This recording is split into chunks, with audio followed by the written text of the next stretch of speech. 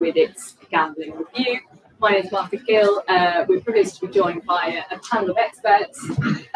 Sir Ian Duncan-Smith is on his way. He's one of the leading voices on gambling reform in Parliament and Vice Chair for APPG on gambling-related harm. We have Professor Henrietta Bowden-Jones, National Clinical Advisor on gambling harms. We have Rafi Naik, solicitor and leader in the field of data protection and human rights in the digital age, and Matt Dove-Cousin, leading campaigner who's campaigned for reform for many years. The main question for today is this. The government launched a review of gambling laws 2 years ago. We heard in July that a white paper was ready to be published, but since then it has gone rather quiet. With the government change of policy over obesity and online harms, the question is now, what does this mean for gambling reform? Saeed is on his way. He also has to leave a little early, so I will come to him when he arrives. And then proceed the rest of the panel. And I should point out, before we begin, this is being streamed on YouTube. So if anyone at the moment asking questions, and far exit is behind you. So coming first to Professor Bowden-Jones, you're an expert on the medical harms of gambling. What can the government realistically do to minimise these? And what would be your policy for reform? Thank you, Martha. Can everyone hear? There's no microphone. Great. So I've prepared just a little summary to give you a really concise idea. So as a newly appointed National Expert Advisor on Gambling Harms, it's a pleasure to be here today, and thank you to the SMS for inviting us. My main hope is to get the message across to all of you in this room and to those watching virtually that the white paper is a vital component of the gambling reform this country has been working towards since the failures of the 2005 Gambling Act. I set up my clinic 15, 16 years ago. It has been that long we've been working towards it. The white paper has been severely delayed. Our greatest concern is that this government may not take all our recommendations on board as it sets out on publishing their version. Many people and organizations have contributed to the information gathering over the past few years. And if anyone in this room is uncertain as to what a white paper with teeth might look like, there are the Peers for Gambling Reform and the APPG reports to look at to give you a clear indication. So I hope to see the full and undiluted version of this document as set out by Chris Philp during his time in office. And what would it look like? What would we need to focus on urgently?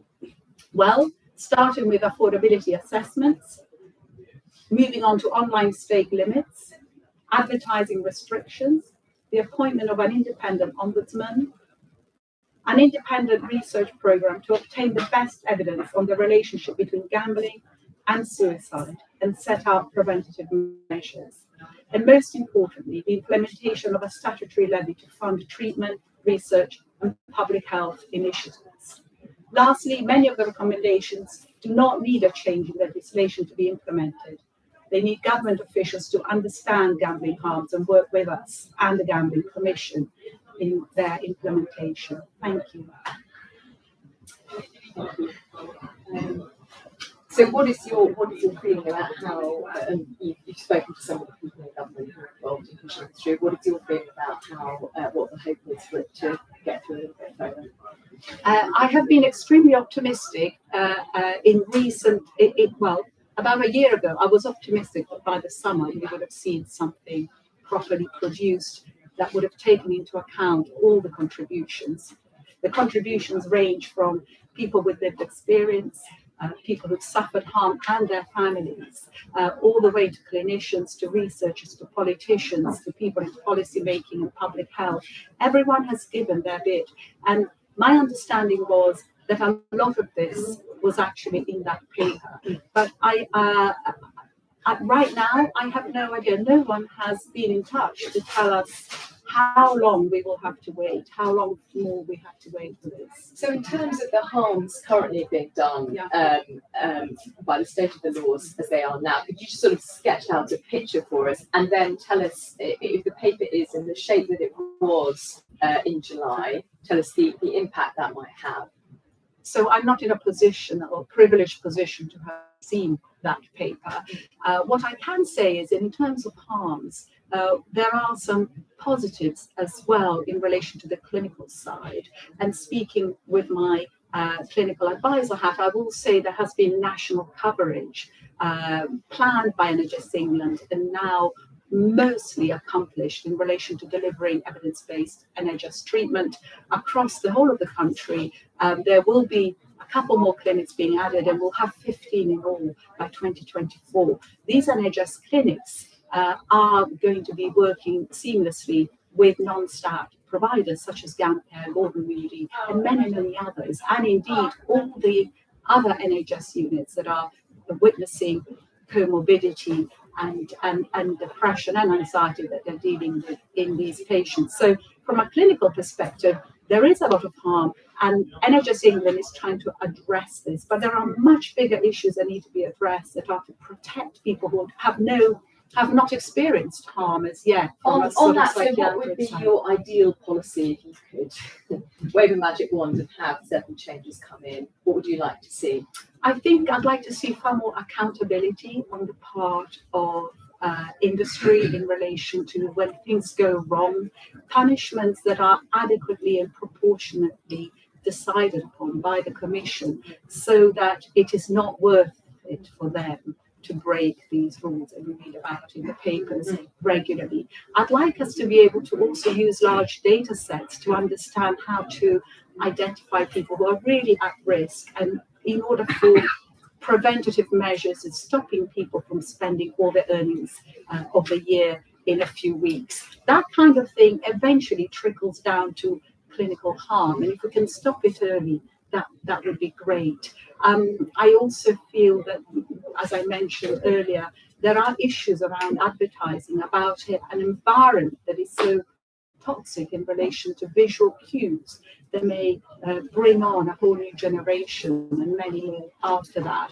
of people who are influenced and feel that gambling is a normalized activity on which money, their weekly money, needs to be spent in order to fit in with their peers. So there are many, many things, but I do believe that the independent levy to allow independence from industry to address issues in a research-based, evidence-based way is probably my biggest task. I think that I can give you the example of suicide and gambling. We keep on talking about how many people die from suicide each year. The fact is, we don't know because we don't have the right research at hand now. We can't extrapolate from Swedish studies, Norwegian studies. It doesn't work this way. And we need independent funds to be able to answer the big questions that allow us then to protect the whole population and indeed target the most specific help for people who have already been harmed by gambling. And just final question for you before I move on to the next panelist. That was really interesting, your last answer about the research that needs to be done to actually investigate some of these harms.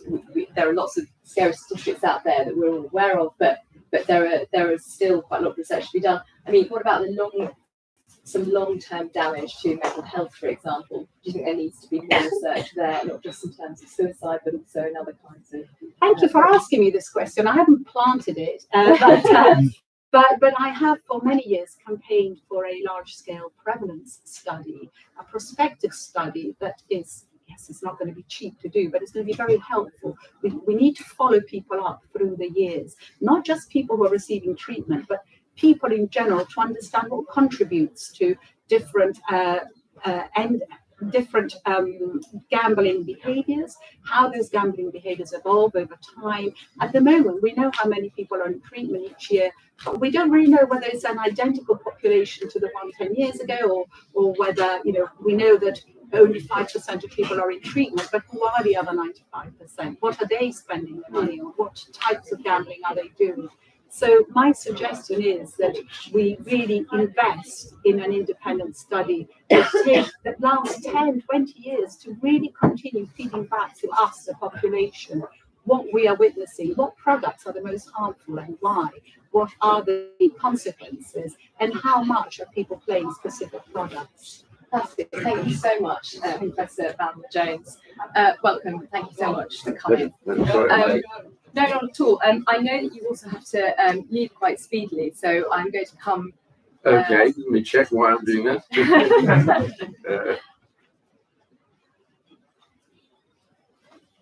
think I'm okay. Unless I've missed something. I think I'm all right. Perfect. All So right. come Well, speedily by all means. well, you were due to be first, so we'll go to you next. Saying that the big question of this panel is really where the government is with the white paper. So, where do you think the government is sitting in terms of this white paper? We should come to me last now. It's first of all, it's great to be here, and thanks to this, and also good to be with Henrietta here. We've been campaigning on for some time. It's not altogether certain where the government is quite now because of the change. The last government was probably dragging its feet on the white paper. If we think about who was keen on it at the time, well, the present chief secretary, who's now become the chief secretary, he still remains very keen. I saw him, I think this morning, briefly. I bumped into him and I just said, we have to talk about this. He said, yes. He said, I'm still very keen, which is quite reasonable. And I said, well, we need to talk about it because we need to figure out exactly whether we're going to get this through or not. There are others who are not so keen on it, but they were always there anyway. So you'll get pushback from the Treasury almost certainly. They would throw at you the revenues that they receive and all the other things. And my point, therefore, is that it's still a bit of a work in progress. Not that they may want to look at it again. I'm due to see a couple of people in the course of the next 24 hours. And so hopefully I'll get a better view on it. But we're still carrying on. I keep saying to everybody, I've been to the Downing Street to say, this is a paper, the white paper has to be published. I don't think you can bury it because, we're just not going to let it be buried. We're going to make an issue of it. And there are lots of things about it, but there are others who are obviously opposed to it. So they're making the alternative case. So the balance of arguments remains much as it was before.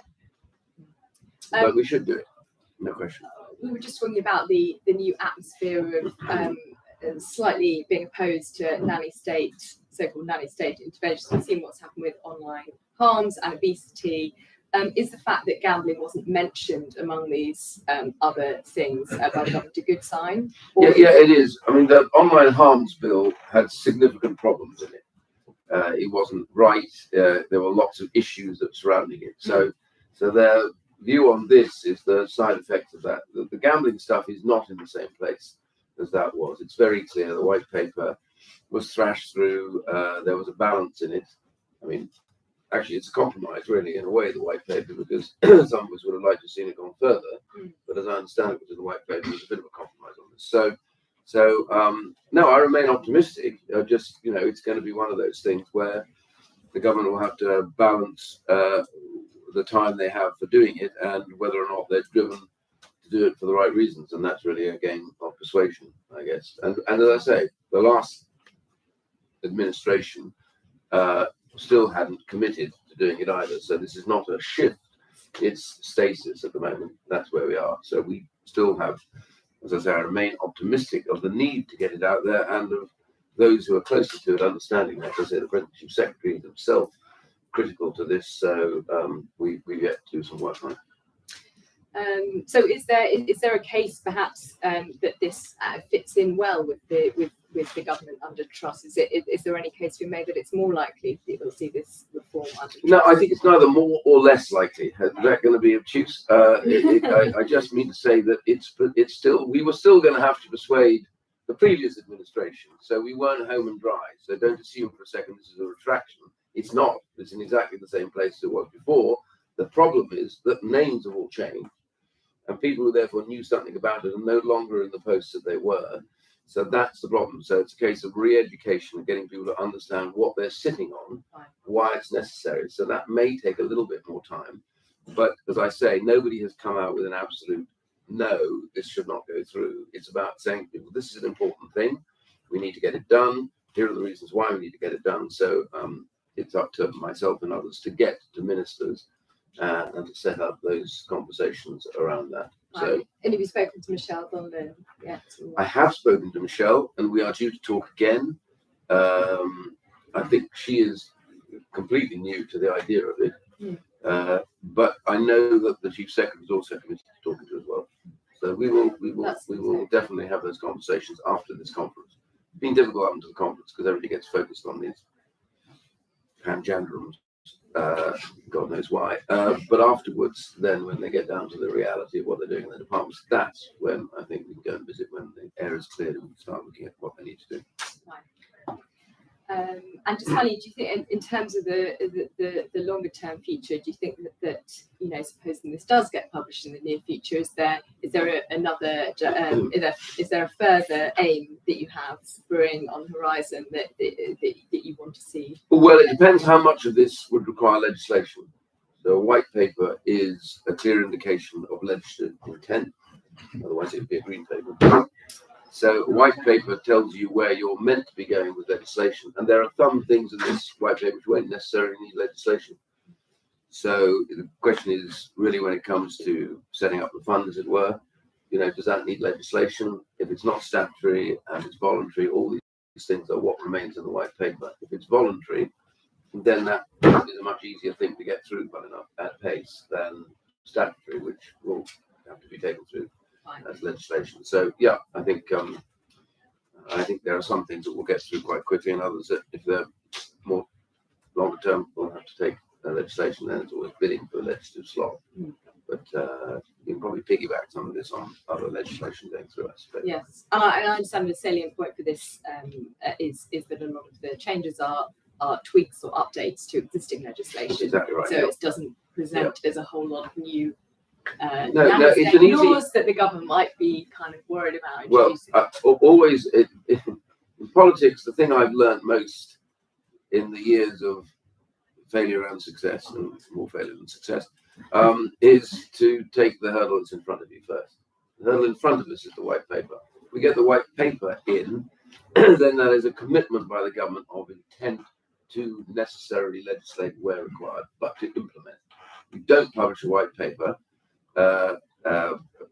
without having the intention to legislate, which is why the government will be cautious about publishing the white paper, because they know what it means after that.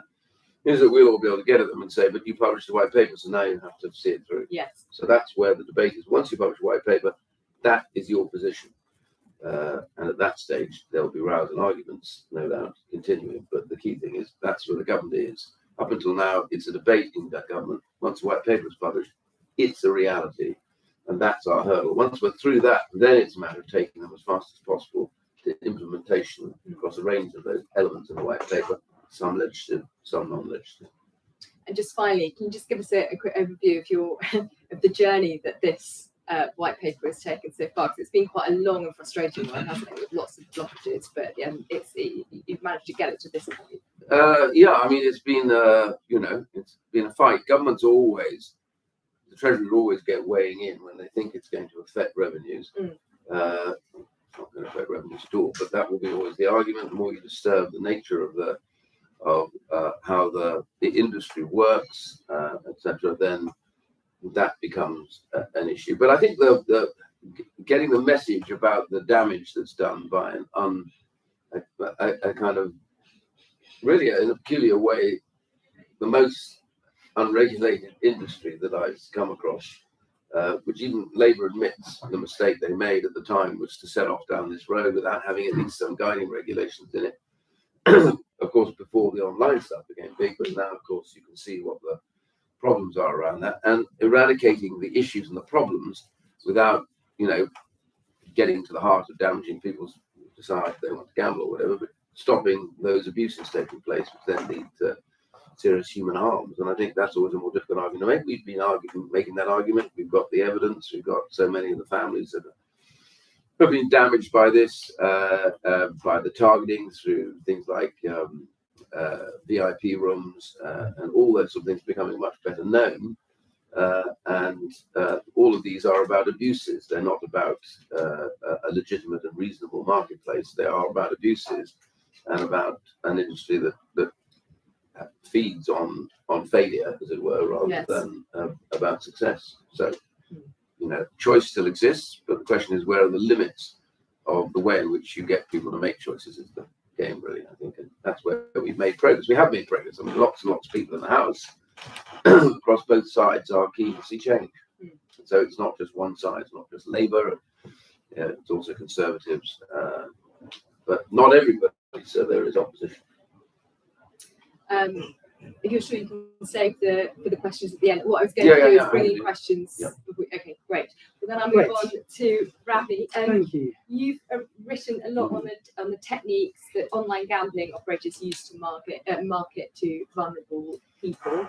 This mirrors data harvesting by many other operators. Can you tell us a bit about those techniques, how vulnerable people are targeted, and what can be done to prevent it? So a couple of things. Firstly, I haven't written about that. I've acted for individuals. And Sorry. No, it's a fair comment. But to be clear, this gambling is not directly my area of expertise. I'm a tech lawyer. I act in data protection cases. I sue big tech companies. I look at the data flows through how online industries work. And an increasing part of my instructions is challenging how the gambling industry operates. And it's through that I see that online gambling is a particularly egregious example of the effects of behavioural data and that kind of profiling and how personal information can be weaponized. What you see in the gambling context, particularly, is vulnerabilities being turned into code. And that work that we've been doing has garnered international and national press. We've had stories in the Financial Times, the BBC, and the New York Times did a big long read about how this is all working in the UK, because the UK is seen internationally as a petri dish for how online gambling works and the dangers that come with it. And as part of those growing instructions, we've been instructed by Clean Up Gambling to prepare submissions for the Gambling Act review. And that review itself recognised there are peculiar dangers posed by online gambling. And as it says in the consultation, the use of data in real time. And it's that data, that personal information, and how it's used to target individuals that causes a lot of concern. Of course, the reason that we're here, the things that Ian and Henrietta talked about. And to really understand how those data flows happen, I really encourage everyone that's interested in this area to look at a report that Clean Up Gambling did, looking at the data flows in the industry and how third-party surveillance companies are used to help target individuals.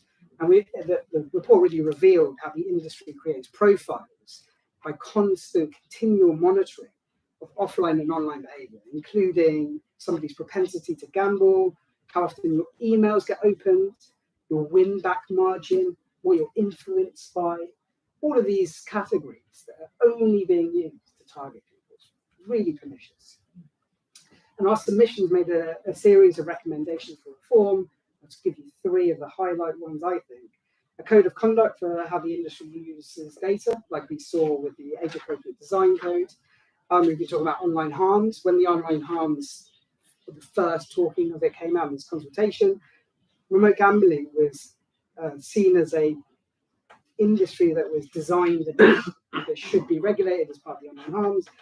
And thirdly, when Henrietta was talking about large data sets going to researchers, I think that's a really good idea, but that needs independent oversight. It cannot just be the industry's trying to push things through. So I'm really glad to see there is movement towards legislative reform, because it's a really fragmented space right now, and people that are impacted by this, the people that try to say something's happening to me, this isn't right, do not know where to turn. You have data misuse from the Information Commission's office, you've got Gambling Commission, you've got all these regulators, and a lot of this is just falling between the stools. So it's really good to see that we're here talking about this and trying to bring it all together to protect people. It's a real world harms coming from these. And yeah, these are techniques that are used everywhere by all kinds of operators, but they're even worse when it comes to gambling companies. They're even more advanced. So the idea that people are subject to profiling online, the way they behave online, is quite well known. The legality of that is still being tested. A lot of our work is still testing that in the general online sphere. But because you can take vulnerabilities, you can use the same techniques you do to show somebody advert for shoes or going on a flight. You take those same technology to say, I know when you're going to gamble, how to keep you hooked, how to press those buttons to turn your general, just normal play into addictive behavior, how to recognize those addictions. And it's that yin and yang of being able to say, well, this person might be vulnerable, so should we protect them? Or this person is vulnerable to addiction, So how do we target them? How do we keep them hooked? Yes. That and real independent oversight and real scrutiny. I don't think it's lawful as it currently stands. It needs enforcement of the existing laws as well. Fantastic. That's very incredibly interesting. Thank you. And I will now come to our final panelist, Matt's our cousin. You've worked as a leading campaigner for many years. Can you tell us about some of the process that you've been involved in campaigning and what blockages are? And then also, you've done a great deal of research as to what the public want to see in gambling reform. And can you tell us a little bit about that? Yeah, sure. Thanks, Martha. I'll certainly address those questions in the course of what I'm about to say. So my focus will be on online gambling. Obviously, the reform agenda is focused primarily on online gambling. That's where most of the harm is. And the Conservative Manifesto committed to bringing our analogue legislation into the digital age. That's the crucial element here. It's the fact that our legislation is outdated, and it was conceived of in a review in 2001 by Sir Alan Budd. That then became the 2005 Gambling Act, which was then enacted in 2007. And between 2007 and 2014, we didn't regulate online gambling. The Gambling Commission had no licensing regime. And I'll come on to the consequences of that in a second. So why is this urgent? We often hear the headline rate prevalence of problem gambling as a reason why we shouldn't focus on this, but the range of estimates of problem gambling fall between 0.2% from the Gambling Commission telephone surveys to 2.7% from the Gamble Aware Needs Assessment carried out by YouGov, which is about 1.4 million people. That's probably somewhere in between, but work is being done by the Gambling Commission to ascertain exactly what the proportion is of the population. But in overall, I'll take questions at the end. No, just to say, I'll take questions at the end. Thanks. But I think really, given the focus is on online gambling, we should really focus on that particular sector and the harms that arise from that sector if we're seeking to reform regulation of it. So if we look at, for example, the David Forrest research that was commissioned by Gamble Aware again, found that 86% of the profits are coming from the 5% highest spenders. If you look at the Gambling Industry Select Committee from the House of Lords, it found that 60% of the profits are coming from the 5% people who are either addicted or at risk. So a huge proportion of profits from the sector is coming from people that are losing more than they can afford. And when you have really an extractive sector like online gambling is at the moment, and I mean extractive, it's extractive from both the player through things as Sirian talked about, VIP schemes and cross-selling. So if you sign up to a gambling site to bet on football or racing or sports or whatever, you'll be cross-sold slots through free bets and inducements. And the reason for that is because the proportion of people that are addicted or at risk who engage with online slots is somewhere between 40 and 50%. The vast majority of profits from the sector are also coming from online slots. So it's between 6 and 7 billion a year, and about half is coming from online slots. So that's the reality of the industry, is to get the customer onto the addictive product as quickly as possible. And then combine that with the bonuses and inducements, which are informed by some of the data profiling that Ravi talked about. And also the excessive marketing that goes with it. When you've got the customer base where the vast majority of your revenues are coming from people who are addicted or at risk, they're very likely to go broke, and you need new customers to replace them. And that's why you see about 1.5 billion a year spent on marketing out of the 7 billion that's lost to online gambling. And it's not just extracted from the player, it's extracted from the country. So between 2007 and 2014, maybe one went offshore, went to tax havens, they avoided UK corporation tax. Not only did they avoid UK corporation tax, but they weren't taxed at the point of consumption until 2014, when online gambling was licensed by the Gambling Commission. The point of consumption tax, by international standards, is still very low. It's 21%, even in spite of corporation tax being avoided. If you compare that to, for example, the US in New York, they've set a limit, an initial limit of 12 licenses, and they're levying tax at 50%. And they're saying you have to have all the server, the operational functions, everything in the state if you want to be licensed. And Flutter, which is one of the bigger operators in the UK, were quite happy to subscribe to that to get licensed in New York. So I think that there are lots of things that other jurisdictions that are starting to legalise online gambling have learned from our mistakes, have learned from where we went wrong. And because they're building a regulatory framework from the ground up, they're able to address a lot of the things that we didn't address initially. Really what we've done is play catch up since 2014, trying to retrofit regulations to a sector that really behaved exactly as however it wanted. There was no real regulation of the sector. So I think when you've got a sector as well that still employs most people offshore, where the online gambling specifically, you're effectively sending billions of pounds to offshore entities where you're getting no employment benefit, no real economic benefits being realised onshore. And you're also, if you look at the Public Health England estimate, it's costing the country £1.27 billion a year to treat addiction and the consequence of addiction. So as the SMF found in some of the work they've done, it's no net economic benefit to the sector. Now, prevention is obviously much cheaper than having to treat addiction.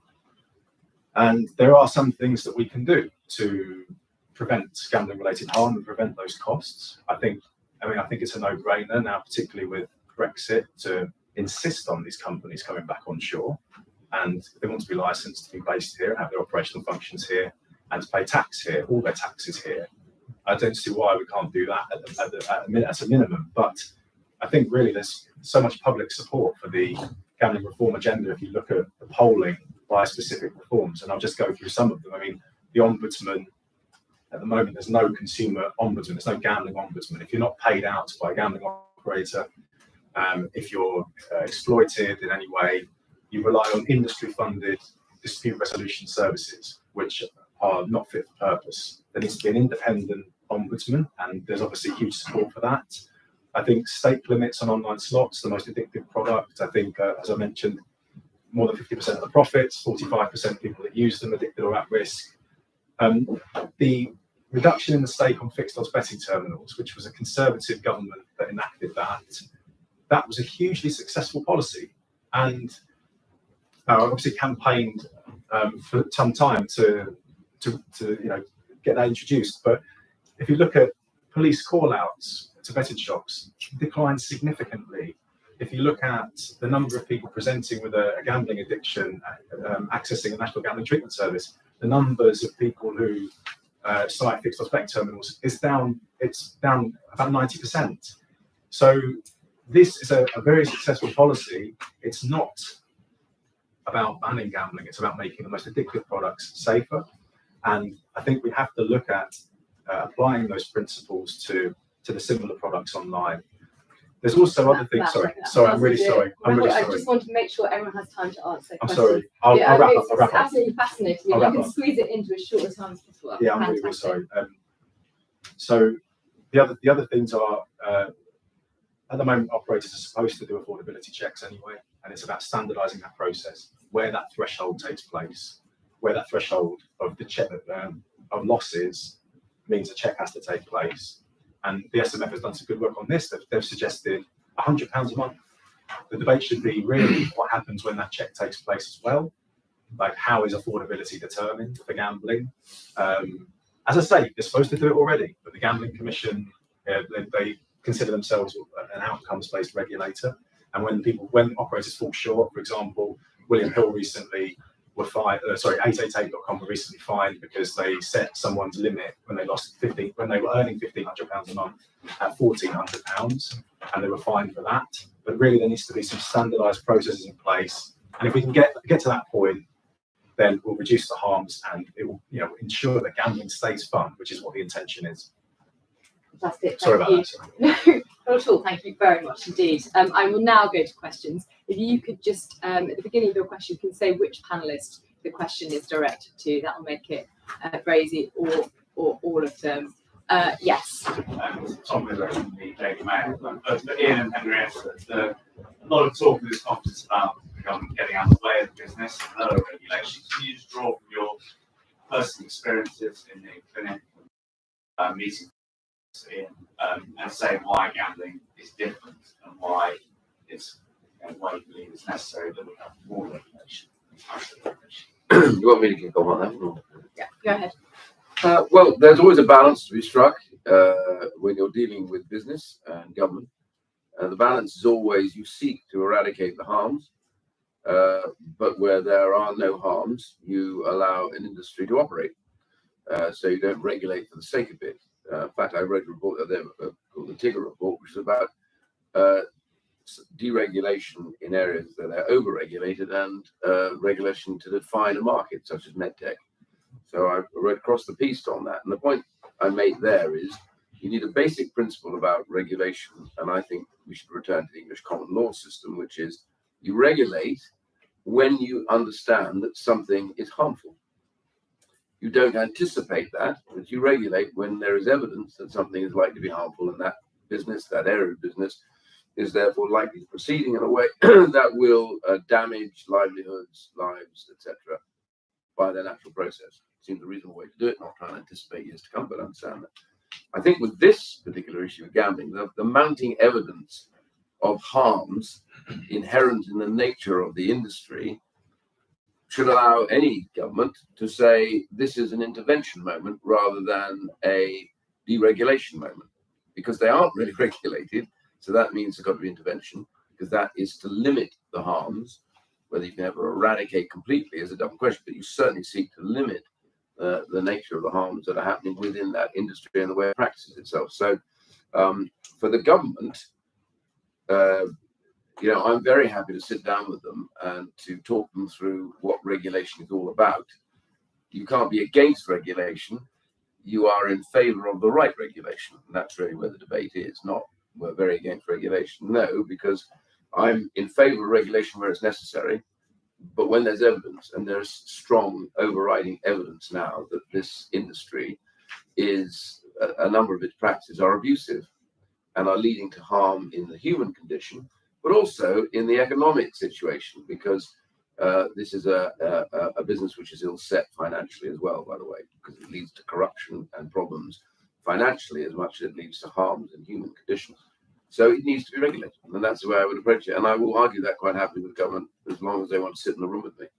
I think I know a little bit better than someone about what regulation looks like and what it shouldn't be, and that's really the main one. Great, thank you. And Henrietta? Such a perfect answer. I agree with everything. But just from a personal human perspective, I will just draw your attention to the suffering that is not just about the individual. Before running the National Problem Gambling Clinic, I used to run the inpatient services for drugs and alcohol for the whole of central London. And the pain and the harm were very much, of course, they impacted on the family, but the financial consequences weren't as great. So the impact on the family's ability to continue, for the spouse to continue looking after the children, for the family to remain in the same home, that wasn't as great in relation to harm. The thing that shocked me when I started seeing thousands and thousands of people with gambling disorder was the generational harm that was transmitted through, not just through the anxiety and the depression and the fear in the children of the gamblers and the parents and the spouses, but also the instability economically, the fact that a lot of people lose their homes, they start getting chased by moneylenders, they have to escape different locations, different schools these children move around in, and then eventually a lot of the children end up either with psychiatric disorders or gamblers themselves.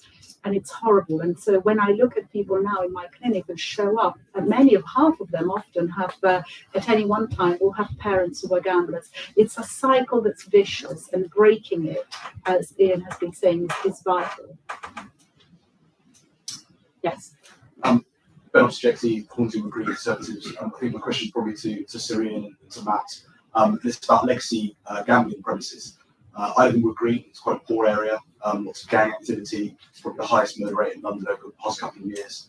I imagine most people in this room have no idea where their local gambling shop is, but within a mile and a half of where I live, there are 30 gambling shops, which includes 1% of Ladbrokes' entire UK portfolio. National average is 1.6 gambling premises per 10,000 people. Where I live, it's 10.9. So what should we be doing within the new reforms to look at removing the exploitation of poor areas by gambling operators. I'm sorry, the two panelists you wanted to ask that to was Syrian So it's Syrian and to Matt. and Matt. Should we go to Matt first? Yeah. Yeah, thanks. What's your name, sir? Ben. Ben. So there are limits to what councils can do because of the statutory aim to permit.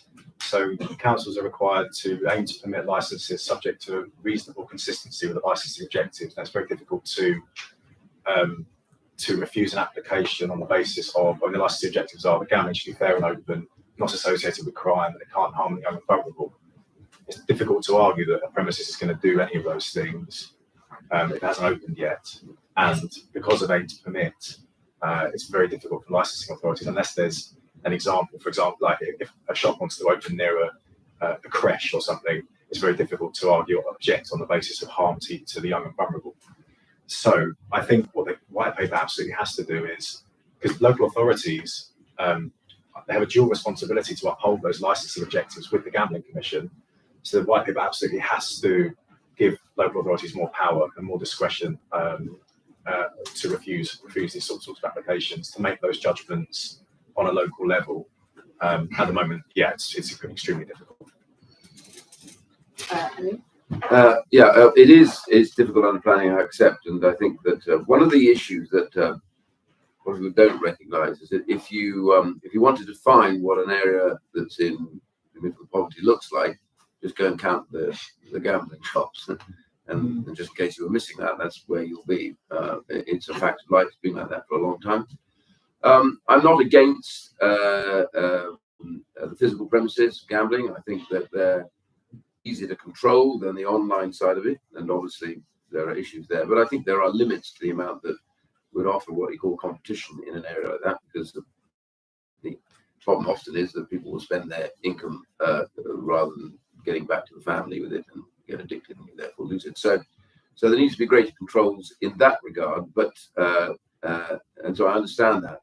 The key, I would say, though, a lot of those people will be sitting at home spending a huge amount of money already on the online services, and it's the online services which can wreak even further havoc. So my question is yes, but I think the key issue here is to deal with the nature of the addiction and what's happening as part of that process to try and get people off that, at the same time as though they are also gambling at home online through the late night hours when those shops are closed. So it's a wobbly here. Yes. Anna Wallace from Hackney, and we talked a little bit about the comparison of the online safety bill and the fact that that might have to be refined somewhat in order to get through. Question to Matt and Sir Ian: if the gambling white paper has to go through a similar process of refining, what of the many interesting measures that you've talked about would you prioritise? Perhaps you just sort of top three. My top three would be stake limits for online slots in line with fixed odds betting terminals, and introduce actually a regime of stake and prize regulations in the same way machines are regulated. I would say an ombudsman. I think a consumer ombudsman is really important. At the moment, it's an access to justice issue. People are exploited. They can't afford to take private litigation on. And I would also say that it's a question of more resources for the Gambling Commission. I think the Gambling Commission absolutely needs a wider remit. It needs more resources. It needs to be better staffed. It needs to have more powers of audit in real time of what the operators are up to. And I think that really is the foundation for a lot of regulatory reform. Well, there's a lot in what Matt just said. The one thing I would add, the two things I would specify as my priorities. One is that the Gambling Commission has much greater powers to investigate and to fine where necessary and to pursue individuals. If people have been involved in poor practices, then they should lose their right to be directors of companies. Those are the sort of punishments that really make people sit up. And there's been an element of that. And the second bit, I think, is the levy. I think, that we talked about the cost to the NHS, but honestly, I think we need to have a more generous levy. Now, it may be that we have to compromise over that, so it's not statutory, whatever. I understand the government may push back on that, but one way or the other, we need to find a way so that there's more money going in to help those who've actually got themselves caught up in this one way or the other, and you can get them off it again, and that requires money. And the gambling industry makes a lot of money. It's very profitable, and putting that money back should be the key. I did have a discussion actually with a couple of other people. Philip Davis is one, and he said he wasn't against a levy. He said, providing that those who are in fixed locations, such as, betting shops, as it were, recognise their overheads are much different from those when the gambling companies specifying very much online work. So there need to be some rationalised recognition of that, which I wouldn't have a problem with at all, because the real target here is the online work, really, and the harms that come from that. So the overall companies themselves, we just need to look at it. Small little businesses is a different matter altogether, but we can get some accommodation. But the levy is critical, I think, because it's the treatment element which is really important, because we need to get the balance back into an industry. We're not against, just not against gambling. People have always had flutters and, hey, I don't do it regularly, occasionally. But my point is, these are choices made that are ultimately reasonably rational. What we've got here is we've got to get those who are no longer making rational choices about what they're doing. We need to get them their treatment sorted and paid for, and you can't do that without feeding off the other budgets that we may talk about, such as the health service budget and others. So a levy that helps recognise there are harms from an industry like this, the byproduct. I think a generous group would actually pay up for that. And they've not. Does anyone have a question for Ravi? Our panelist hasn't been asked one yet. Yes. It partly bears on that. In terms of, also to Professor Jones, I've noticed that quite a lot of the computer games directed at children, some very popular ones like Roblox, involve a gambling component that, albeit you don't win real money, you still have to spend real money to participate in it. So partly on the data side, do you think there's a good reason for an outright prohibition on data regarding this of under 18s being marketed at all? And to the professor, with young minds developing and having experience of, albeit simulated gambling in computer games, do you think there's a case for the outright prohibition of even simulated gambling being aimed towards children in games that they play? Do you go first? Yeah. So in terms of those kind of the way games work and online games and then kind of simulation games, I'm acting with an organisation called the Five Rights Foundation, who are doing a lot of fantastic work in this space, looking at how children's data is used and protecting children. And we're doing some cases about how these platforms operate lawful. I think it's questionable, and I think given that we have a particular code for how children should be protected online, in the age-appropriate design code, there needs to be greater scrutiny, and not just on these kind of platforms, but also bigger platforms like Instagram and other platforms that use children's data. So I definitely think there is good law, it just needs to be enforced. In 2019, I founded this National Centre for Gaming Disorders to understand what was it that young people were doing when they were experiencing harm from gaming, not gambling. I'm just dividing in case some people in the room are not clear. I thought I might just see 50 people a year. We've seen hundreds and hundreds of referrals come in. We have a sort of 5-month waiting list, and this is more and more people being employed. We're seeing also, I think it was 68 different games being played. However, what I am clear about is that some young people are attracted to loot box-like activities. Now, there will be a bidirectionality there in relation to the loot boxes themselves potentially attracting people who are going to be attracted to gambling when they're older, but equally doing something at that young age that is clearly a gambling-like behavior is undoubtedly going to influence their future vulnerability. So David Zendel is the expert on this kind of work, and he showed that there were far more people when they got older who did have problems with gambling, who were originally involved with loot box gaming. I think it's a world that needs a lot more research and work. Remember, we are the only clinic in the country. What we are seeing is only a drop in relation to the numbers that may require help. Having said this, many people are loving and enjoying playing, doing gaming, and there's no problem with it at all, so we're not saying it's a bad activity in any way, just saying some people are having a problem. The loot boxes, in my opinion, should have gone under the Gambling Commission, because I think they can, for some sector of the population, be problematic and potentially lead to harm later on. Next question. Yes.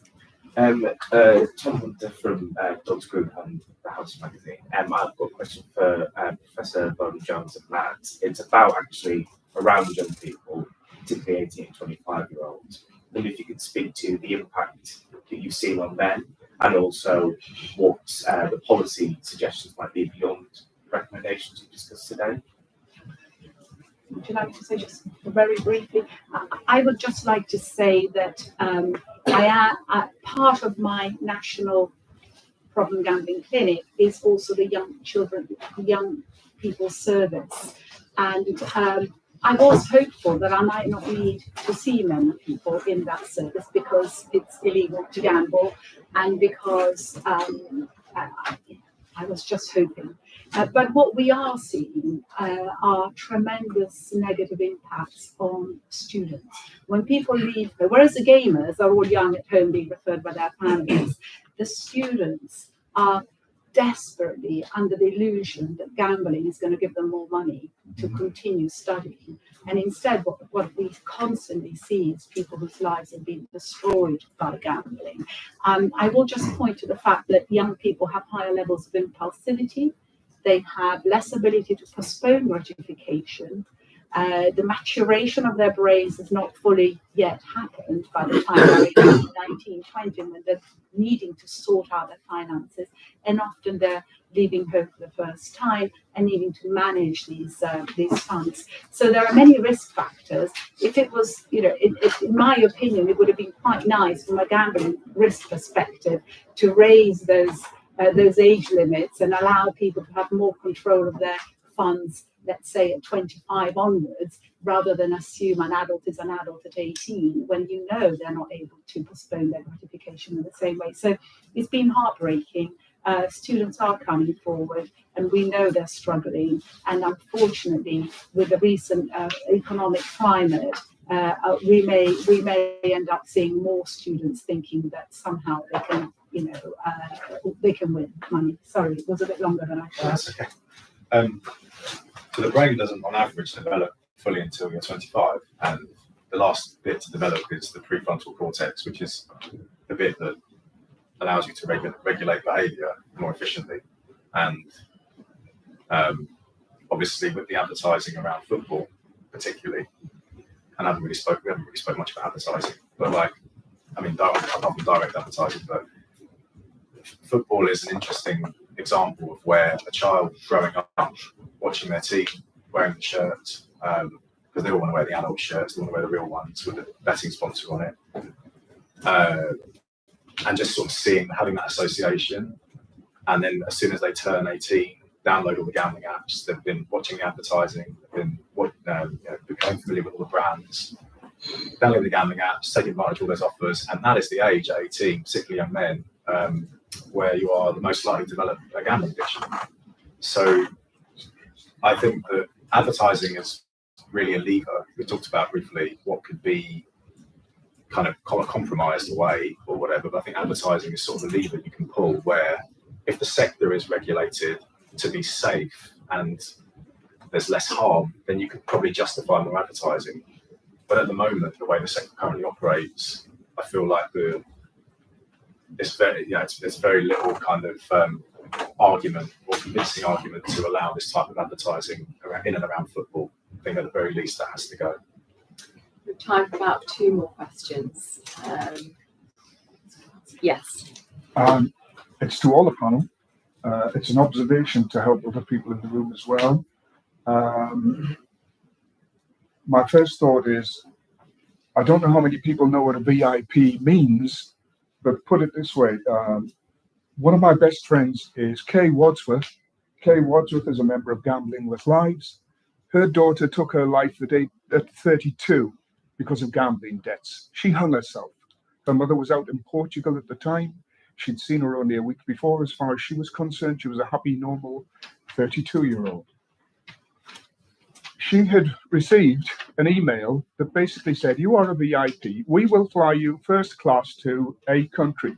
We will put you up in this particular world-class hotel. You can eat, drink, do whatever you want. All we ask is that you play on the tables. There's no such thing as a free lunch. The problem with the gambling industry, as I see it at the moment, is that the advertising sector will take certain things like, set your own limits and all the latest bit of whatever is the fluffery that's going on. But what we need to do is to stop this kind of gambling is fun, which has become the new norm now. Oh, look, yeah, we can do this, we can do that. It's fun. Do it with your friends. It's fun. It's not fun when it claims lives. And as you say, 1.27 billion a year to treat addiction, and we're not really getting the money in. I was at an event earlier on, and Bet365 was held up as a wonderful example of a startup company that has done brilliantly. And what is Bet365? It's a gambling company. Thank you. Who is your question? It's to everybody. What do you think about this kind of element of advertising that's saying it's fun? Yeah. What do you think about, as you mentioned earlier on, the 1.27 billion a year to treat addiction, and we've got no way of getting that money back? Thank you. Ian, do you want to start? We'll move along the panel. That can serve as everyone's closing remarks. To be fair, I've not much to add to my previous comments. I mean, we need to get the white paper out to deal with the abuses and the excesses in an industry. That an industry can operate is one argument, but it's where the limits of operation are. That's really what we're dealing with. And so, dealing with these cases and issues that will be covered in the white paper. That's the whole idea of it. So, and getting money to help treat people on these things is again in the white paper. So, I guess the only answer I can give is the white paper out pretty much quick as we can. To be fair, it's not about crushing an industry, not about saying we will never have that industry. That I don't think works, because then you have all sorts of alternatives. My point is just getting this into a place where people aren't abused, and where when things go very badly wrong, there is a way in which we can help them. Yes, I'm sorry, I didn't mean to say crush the industry. Yeah, no, I'm just saying that's the nature of it. So it's about balance, really, and I would hope that the gambling companies would be reasonable and rational about this in their response to it, rather than trying to see it as some kind of ridiculous attempt to crush them. It's not. I think it's about balance, really. Businesses set up and start. We just don't want them to be abusive. We wouldn't want it in any other region. That's why we're happy with it in Camden. I think we have to leave the room in 1 minute, but if you can all say a couple of any Yeah, thoughts, any last words. Acting for individuals that have been impacted by the industry, the one thing that really frustrates me is the lack of transparency, the opacity of how the profiling occurs, the amount of work you have to do to understand that you have been targeted, how you've been targeted, has to be reformed. And also, Mr. Ritchie from Clean Up Gambling is here. Clean Up Gambling, a great organisation. Gambling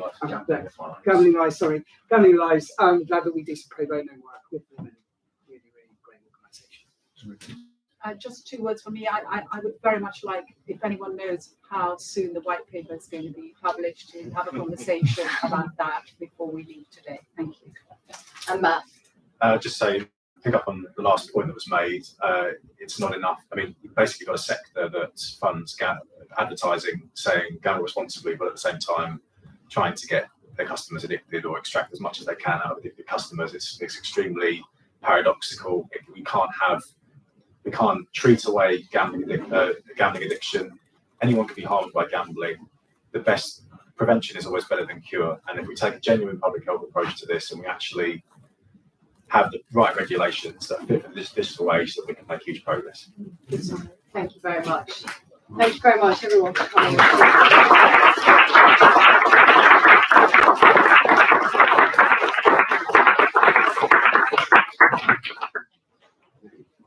much. Thank you for coming. No, no. All tragic.